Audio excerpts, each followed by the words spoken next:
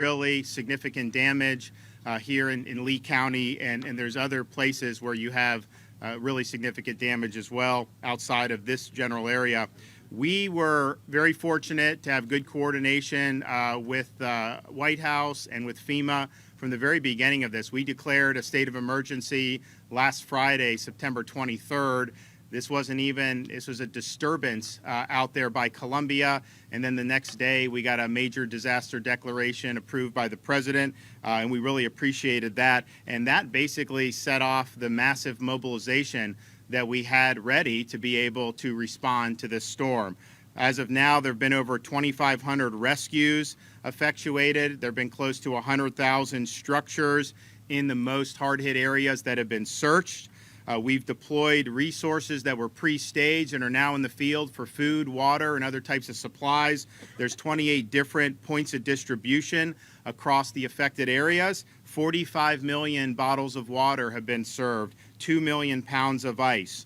We had, prior to the storm, 42,000 linemen stationed throughout Florida ready to be on site to restore power as soon as the storm has passed. Today, we have over 97% of the state that has power. Here in Lee County, of course, one of the hardest hit areas, Florida Power and Light has restored 85% of its Lee County customers. Of course, this area is going to proceed once the search and rescue in Fort Myers Beach, which is also an FPL area. The Lee County Electrical Cooperative has accepted mutual aid the state has arranged for linemen from other co-ops, from Duke, and from FPL to assist in restoring to customers throughout Lee County. And so I said I wanted this to be the lineman capital of the world. We have thousands of linemen in places like Cape Coral working really hard to get that power back on. We've also, because of the bridge situation with the causeway in Sanibel, as well as the bridge in Pine Island, we were airlifting linemen onto both of those islands to be able to start surveying the damage and creating a plan for restoration. I will tell you that I was in Sanibel today. You can go over it in a helicopter and you see damage, but it does not do it justice until you are actually on the ground and you see concrete utility poles sawed off right in half, massive power lines everywhere, massive amounts of debris. So that's going to be a really significant effort, but our view is we want to start that as soon as possible and not wait until the causeway is repaired. Charlotte County, FPL estimates full restoration very soon. We've deployed 375 Starlink internet devices that Elon Musk has provided. He's repositioned their satellites. We now have internet at all the pods, all the EOCs, all the key places, and also some places throughout the communities. Our Florida Department of Transportation has cleared 5,000 miles of roadway. And when Pine Island was severed from the mainland, we went out and met with those folks on Friday of last week. And what they said was, we just need to get back and forth from the island. Is there something we can do to either do ferry service or the bridge? So we talked with Florida Department of Transportation. We said we can restore and provide a temporary bridge. So we did that, and that opened today. So Pine Island is now restored to the mainland. There was some talk that they just had to get off the island. That's not who these people are. They are island people. They're not leaving their homes. And so we're happy to be able to have done that. We also just executed a contract for emergency repairs to the Sanibel Causeway. So that's going to take a little bit longer. We anticipate it being done this month in October, and that will provide access back onto Sanibel. In the meantime, we have been airlifting support assets. We'll continue to do that also by boat, but we're optimistic to be able to get at least a temporary fix so that we can start to bring in even more support. And flowing from that is our Division of Emergency Management has put command and control elements in all the barrier islands. So Sanibel now has a C2 element right there. They don't have to worry about going to the county or the state. They're there, and they are going to be effectuating those operations. And so major reconstruction of the power in Sanibel is going to be necessary, and massive amount of debris removal. Here, of course, you see, but certainly in Sanibel, really significant. And I want to thank the administration has approved now 60 days of 100% reimbursement for debris removal. You have some of these communities here, their bill for debris removal will likely be more than their annual budgets. And so this is really, really significant help. So we thank them for doing that. I also want to thank the First Lady, my wife Casey. She launched FloridaDisasterFund.org at the end of last week. It's now raised over $35 million. As much as we appreciate all the state agencies that are offering assistance, FEMA that can offer assistance, those are based on regulation and law, and there's some people that may not fit into those wickets. Well, we now have mobilized private charities with a lot of money and growing to be able to help people in really tough circumstances.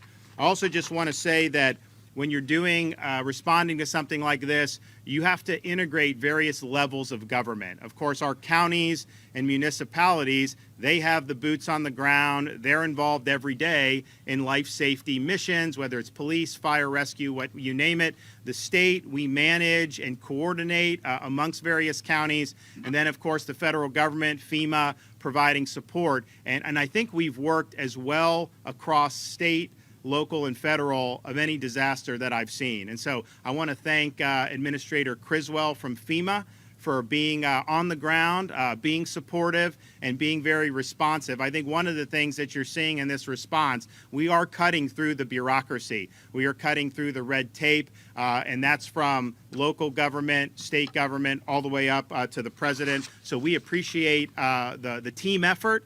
This is something that is these storms come, they're on the horizon, you kind of project, hey, it could be really bad. Oftentimes it doesn't necessarily get to that level. Well, this was the full Monty. I mean, the storm surge that you saw through here met the expectations, the highest expectations, and you've seen what significant damage that can do. So I'm just thankful that everyone's banded together. We've got a lot of work to do here, but I'll tell you, the spirit of the people of this state and Southwest Florida has been phenomenal. When I'm meeting with people that have lost everything, that are 85, 90 years old in shelters, and all they can do is thank the Red Cross, the fire, the state, FEMA, for all the support, that shows you some of these folks. They are thankful that they have so many people that are there supporting, and that's really, you only get there if it's a team effort. So, Mr. President, welcome to Florida. We appreciate working together across various levels of government, and the floor is yours.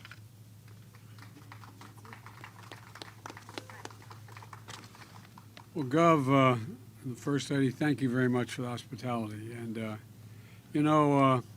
I want to thank the mayor and the county chair. Cecil took me on a little helicopter ride, and we went out to Sanibel Island and all across. And I'm sure it's much worse on the ground, but you can see a whole hell of a lot of the damage from the air. And you can imagine, because unfortunately, I've been to a lot of disaster areas in the last couple months, last 6 months. More fires have burned in the west and the southwest, burned everything right to the ground than the entire state of New Jersey, as much room as that takes up. And the reservoirs out west are down to almost zero. We're in a situation where the Colorado River looks more like a stream. There's a lot going on. And I think the one thing this has finally ended is a discussion about whether or not there's climate change and we should do something about it. But folks, I also want to, Jill and I have had you all in our prayers, and I mean that sincerely. And we're here today because we wanted to tell you in person that we're thinking of you, and we're not leaving. We're not leaving until this gets done. I promise you that. When you walk around here, what's left of Fisherman's Wharf, and you don't have to have much of an imagination to understand that everything is historic, titanic, and unimaginable storm just ripped it to pieces. You got to start from scratch, got to move again, and it's going to take a lot of time, not weeks or months. It's going to take years for everything to get squared away in the state of Florida, to fully recover and rebuild. We're here today with Governor DeSantis and Senator Rubio and Senator Scott and Congressman Donald. Today we have one job, and only one job, and that's to make sure the people of Florida get everything that they need to fully, thoroughly recover. We're one of the few nations in the world that, on a basis of a crisis we face, we're the only nation that comes out of it better than we went into it. And that's what we're going to do this time around. Come out of it better, because this is the United States of America, and I emphasize united. We've seen extraordinary cooperation at every level of government, as the governor has said, and the cooperation began before the storm hit. Number one priority was saving lives. At the request of the governor, I signed an emergency declaration. Let's see if this thing works. Is this one working? I signed an emergency declaration that prepositioned federal assets, including food and water and generators, not only in Florida but in other states. So be ready if the worst happened, and it happened. We also prepositioned the largest number of search and rescue teams ever assembled in the United States. Ever assembled in the United States. And FEMA, the Pentagon, the Coast Guard, other agencies, so we can be ready to respond immediately, working with state and local officials.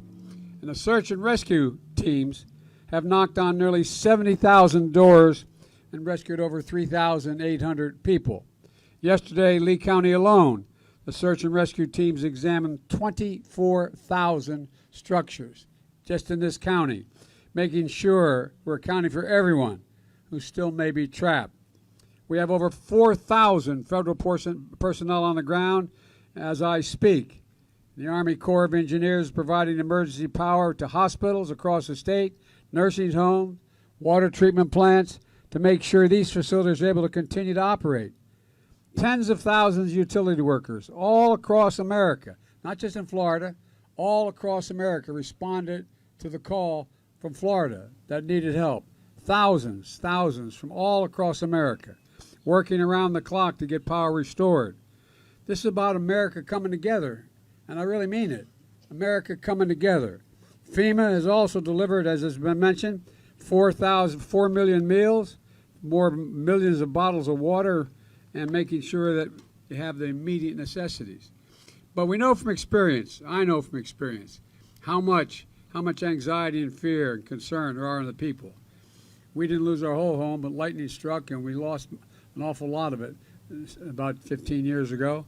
And we had a lot to go to. We had relatives nearby. It wasn't like everything was wiped out. But we know the feeling, that feeling about, where am I going to put my head down on a pillow tonight? How's that going to work? Is my kid going to be okay? Is he going to be able to go back to school? Am I going to be able to build my home? Will the insurance cover it? If I don't have insurance, God knows, what am I going to do? And we're working to speak to all those issues because they all warrant immediate responses. I've instructed my administration to bring every element, every element of the federal government together to help with the immediate needs and long-term rebuilding.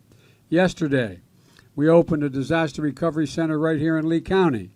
3 more will be open in this part of the state by tomorrow, and with more to come.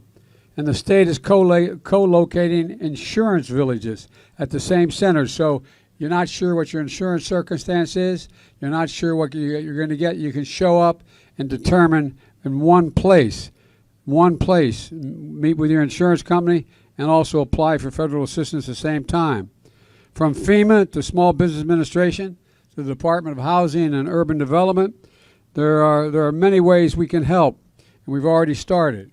Already 200,000 Floridians, 200,000 families, I should say, have registered for urgent assistance, like buying food, getting their prescriptions, and clothing, basics.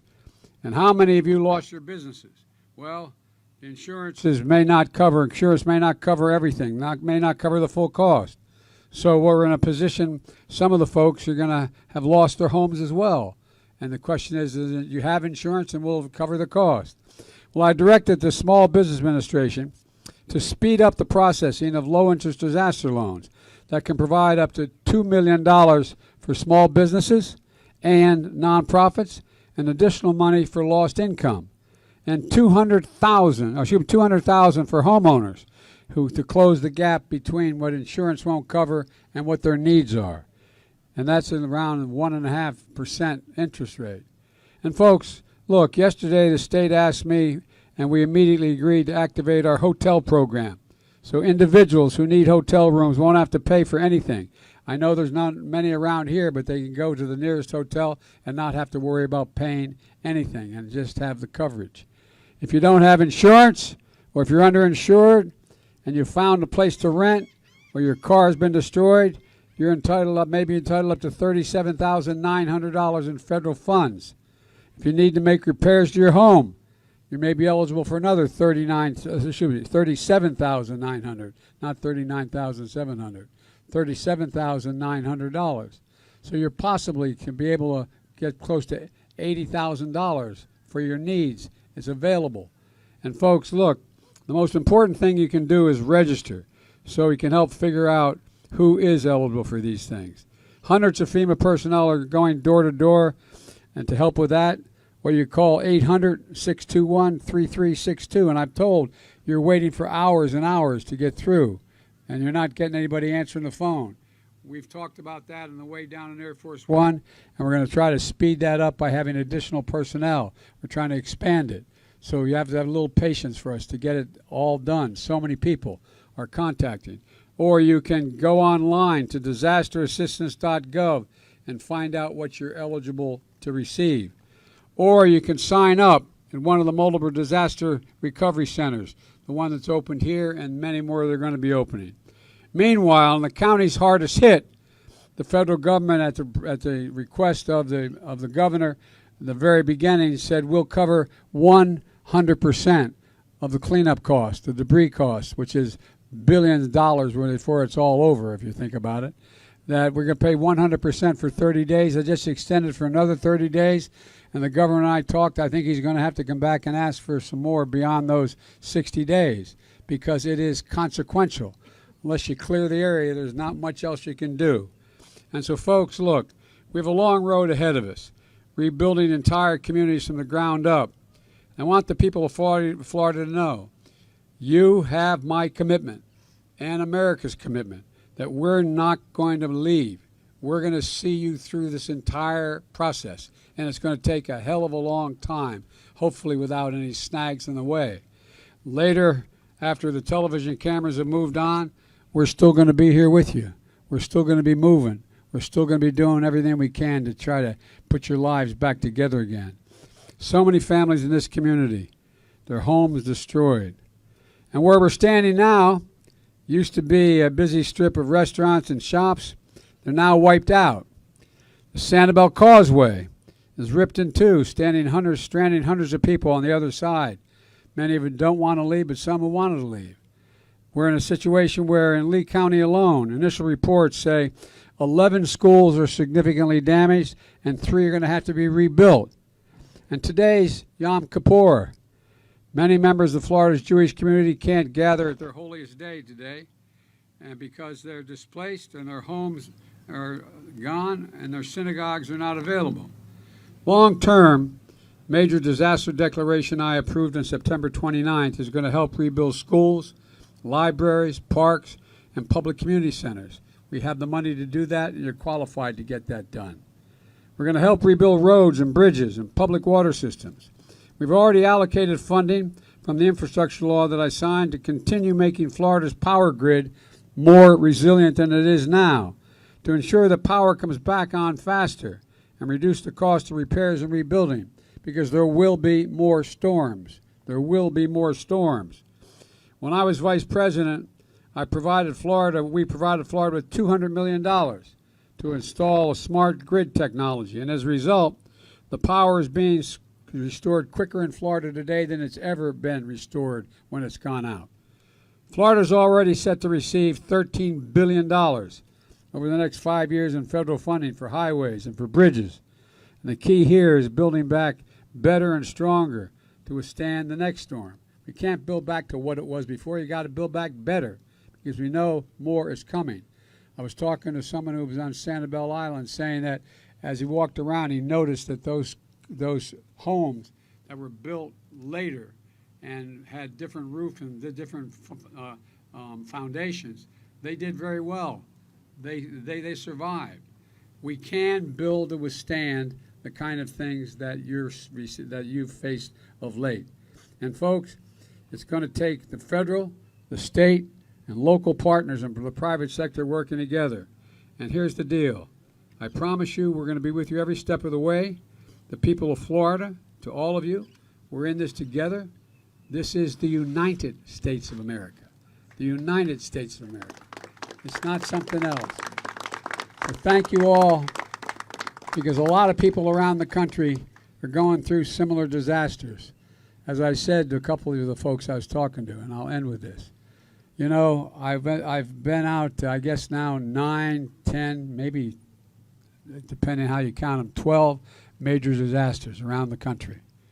You know, more timber, more homes, more buildings, more police stations, fire stations, etc., have burned to the ground in California, Oregon, Wisconsin, Oregon, Washington State, Idaho, down in New Mexico and Arizona, than makes up the entirety of the state of New Jersey. To the ground, gone, gone. And so the thing I plead with you to do, and I'm sure you will, we're going to get you all through this. You're going to get it because of the grit of all of you. But when you get it done, when you hear it happen to somewhere else, remember, this is the United States of America. We're all in this together. Thank you.